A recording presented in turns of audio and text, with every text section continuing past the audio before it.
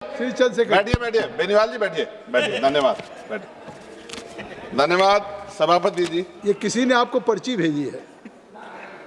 महोदय, मैं आपके माध्यम से सरकार द्वारा प्रस्तुत वर्ष 25-26 के लिए अनुदान की अनुपूरक मांगों के दूसरे बैच पर अपनी बात रखना चाहता हूं। महोदय, मैं कोशिश ये करता हूं कि विषय से हटूं ना, लेकिन क्योंकि गैस सिलेंडर की समस्या इस समय बहुत बड़ी है, मैं वित्त मंत्री जी का ध्यान आकर्षित करूंगा कि लोग लाइनों में लगे और आपसे बहुत उम्मीद कर रहे हैं कि भाई उनकी समस्या दूर हो जाए। मैं कहना चाहता हूं कि सरकार केवल खर्च को मंजूर देने की संस्था नहीं है, बल्कि जनता के धन की संरक्षक संस्था है। इसलिए जब सरकार अतिरिक्त खर्च की मांग करती है तो संसद का दायित्व बनता है कि वह उसकी पूरी समीक्षा करे। सरकार द्वारा इस दूसरे बैच में लगभग 2.81 लाख करोड़ रुपए के अतिरिक्त व्यय की मंजूरी मांग रही है, जिसमें लगभग 2.01 लाख करोड़ रुपए वास्तविक अतिरिक्त नगद व्यय। यह बहुत बड़ी राशि है और इसलिए यह जरूरी है कि हम ये देखें पैसा किसके हित में और किस दिशा में खर्च किया जा रहा है। महोदय, जब फरवरी में पूरा बजट पेश किया गया था तो इतने कम समय में इतनी बड़ी अतिरिक्त राशि की आवश्यकता क्यों पड़ गई है? यदि बार बार इतनी बड़ी अनुपूरक मांगे आती हैं तो इसका मतलब है कि बजट अनुमान और वित्तीय योजना में गंभीर कमी है। देश की जनता चाहती है कि उसका पैसा सोच समझकर और योजनाबद्ध तरीके से खर्च।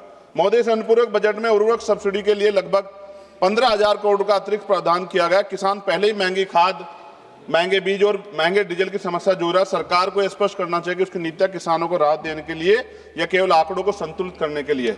महोदय, मैं विशेष रूप से सदन के माध्यम से अनुसूचित जाति, अनुसूचित जनजाति, अन्य पिछड़ा वर्ग के सवाल को उठाना चाहता हूं।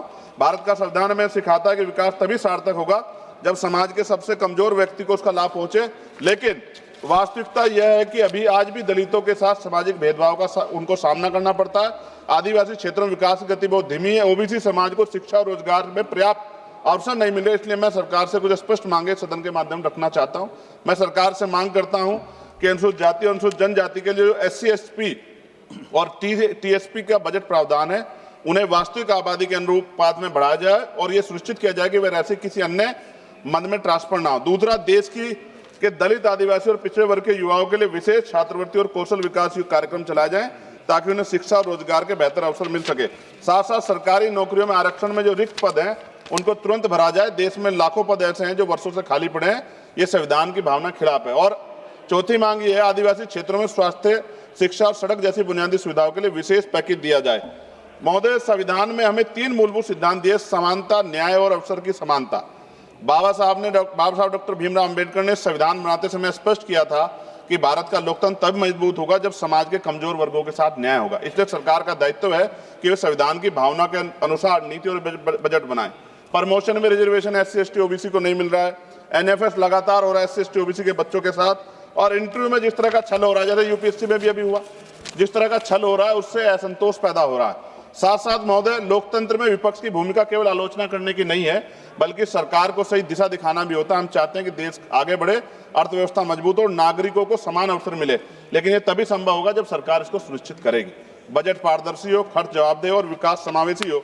महोदय, अंत में मैं कहना चाहता हूं कि अनुपूरक मांगों का उद्देश्य केवल खर्च बढ़ाना नहीं होना चाहिए, बल्कि ये सुनिश्चित करना चाहिए कि ये पैसा देश के गरीब, किसान, मजदूर, दलित, आदिवासी और पिछड़े वर्गों के जीवन में वास्तविक परिवर्तन लाए।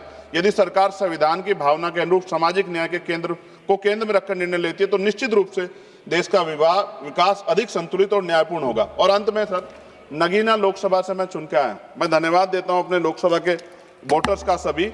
महोदय, पिछली सरकारों ने भी नगीना को इग्नोर कर दिया क्योंकि वो बिल्कुल पिछड़े क्षेत्र से आता है। और अंत में एक आखिरी वो कर रहा हूं सर, और ये सरकार भी सर नगीना से दोहरा व्यवहार कर रही है। महोदय, हमारे यहाँ रोजगार की समस्या, पलायन करना पड़ता है, कोई मुंबई जाता है, कोई हैदराबाद जाता है, कोई दिल्ली आता है, और मेडिकल सुविधाएं बिल्कुल नहीं। मैंने पिछली बार भी वित्त मंत्री से मांग की कि एम्स बन जाए हमारे यहाँ।